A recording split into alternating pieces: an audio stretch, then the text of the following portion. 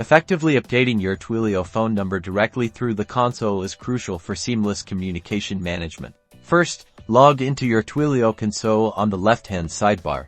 Click Phone Numbers, then Manage, and finally Active Numbers to view your current assigned numbers.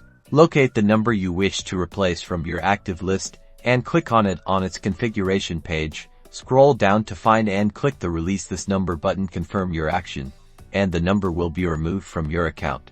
Next, navigate back to Phone Numbers and select By a Number. Use the search filters to find a suitable new number by country, type, or capabilities like voice and SMS. Once you've found your desired number, click the Buy button to add it to your account. After purchasing, you'll land on your new number's configuration page here. Scroll to the voice and messaging sections to set up how incoming communications are handled. Configure your webhooks or Twiml bins to connect this number to your applications, ensuring it functions as intended. With these straightforward steps, you've successfully updated your Twilio phone number through the console, ensuring your communication services continue uninterrupted.